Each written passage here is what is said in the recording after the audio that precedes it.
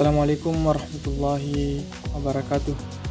Perkenalkan, nama saya Muhammad Anugrah dari kelas C Ilmu Pemerintahan semester 2 dengan NIM 091 058 032 5020. Pada kesempatan ini saya akan mempresentasikan materi yang berjudul klasifikasi data. Materi ini merupakan dasar dalam statistika sosial karena sebelum melakukan penelitian, kita harus memahami terlebih dahulu bagaimana cara mengelompokkan data agar lebih mudah dianalisis dan menghasilkan informasi yang lebih akurat. Baik, jadi sebelum kita membahas klasifikasi data, kita harus mengetahui terlebih dahulu apa yang dimaksud dengan data. Data adalah sekumpulan fakta atau informasi yang diperoleh melalui proses pengamatan, wawancara, survei, dokumentasi, ataupun penelitian. Data memiliki peran yang sangat penting karena menjadi dasar dalam pengambilan keputusan dan penyusunan sesuatu penelitian. Sebagai contoh, ketika pemerintah ingin mengetahui jumlah pengangguran di Indonesia, maka pemerintah harus mengumpulkan data terlebih dahulu. Dari data tersebut, nantinya akan dibuat kebijakan yang sesuai. Jadi dapat disimpulkan bahwa tanpa data, penelitian tidak dapat dilakukan dengan baik. Nah, baik, secara umum, data dapat diklasifikasikan berdasarkan 3 hal, yaitu yang pertama, berdasarkan sumber data, yang kedua, berdasarkan cara pengelolaannya, dan yang ketiga, berdasarkan waktu pengumpulannya. Di sini saya akan menjelaskan satu persatu dari ketiga bagian tersebut, jadi simak videonya baik-baik. Baik, di sini saya akan menjelaskan yang pertama adalah klasifikasi berdasarkan sumbernya. Di bagian ini terdapat 2 data yang akan saya jelaskan. Yang pertama data internal dan yang kedua data eksternal. Langsung saja kita masuk ke data yang pertama, yaitu data internal. Data internal adalah data yang berasal dari dalam suatu organisasi atau instansi. Contohnya, yang pertama data mahasiswa Universitas Muhammadiyah Sidrani Rapang. Yang kedua, data nilai mahasiswa Universitas Muhammadiyah Sidrani Rapang. Yang ketiga, data keuangan Universitas Muhammadiyah Sidrani Rapang.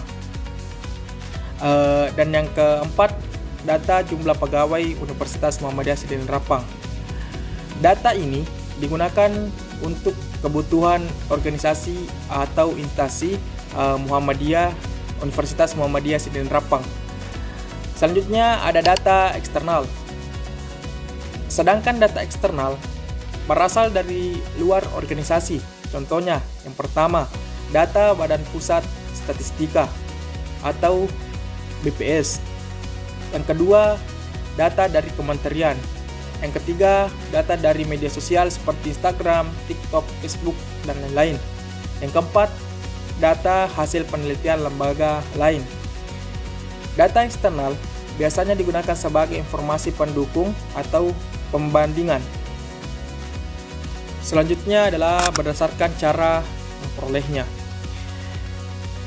Di sini saya akan menjelaskan lagi 2 data yang berbeda antara data primer dan data sekunder. Data primer adalah data yang diperoleh langsung oleh peneliti. Misalnya, peneliti datang ke lapangan untuk melakukan wawancara atau menyebarkan kuesioner kepada masyarakat atau melakukan observasi secara langsung. Kelebihan data primer adalah datanya lebih akurat karena diperoleh langsung dari sumbernya. Namun, pengumpulan data primer membutuhkan biaya dan waktu yang lebih banyak dan lama. Sedangkan data sekunder merupakan data yang sudah tersedia dan dikumpulkan oleh pihak lain. Misalnya, dari buku, jurnal, website resmi pemerintah, data BPS, dan artikel ilmiah. Kelebihan data sekunder ini, datanya lebih cepat diperoleh dan lebih hemat biaya dibandingkan data primer. Selanjutnya adalah berdasarkan waktu pengumpulannya. Yang pertama, data cross-section. Data cross-section merupakan data yang dikumpulkan pada suatu waktu tertentu. Misalnya, jumlah mahasiswa Universitas Muhammadiyah Sidrani Rapang pada tahun 2026 atau jumlah penduduk Kabupaten Seriring Rapang pada tahun 2025. Data ini hanya menggambarkan kondisi pada saat itu saja. Sedangkan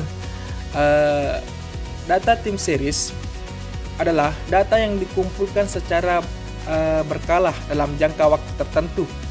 Misalnya, jumlah penduduk Indonesia dari tahun 2020 sampai 2025 atau perkembangan inflasi selama 5 tahun terakhir. Data ini digunakan untuk melihat perubahan atau perkembangan dari waktu ke waktu. Selanjutnya, agar lebih mudah dipahami, saya akan memberikan contoh sederhana. Yang pertama, misal saya ingin melihat jumlah penonton TikTok saya, video TikTok saya, karena datanya berasal dari TikTok, maka termasuk data eksternal.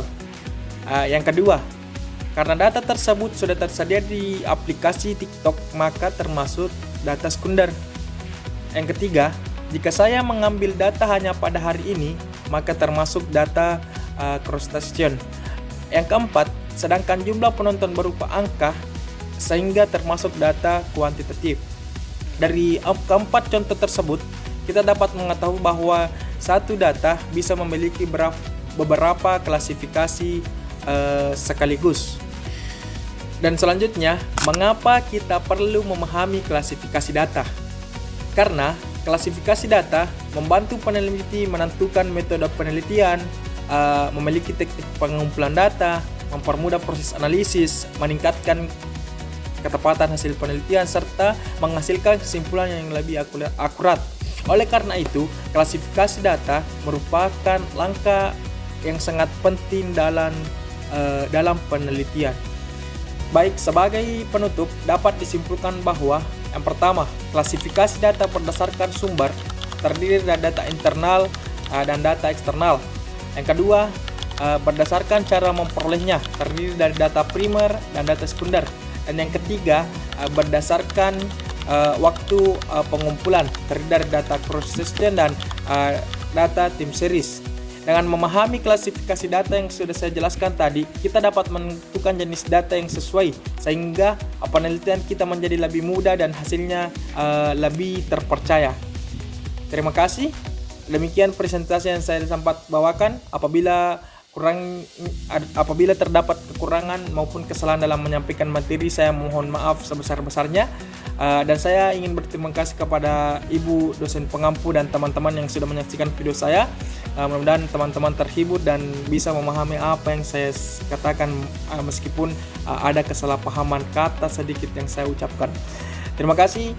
Billahi taufik wal hidayah. Assalamualaikum warahmatullahi wabarakatuh.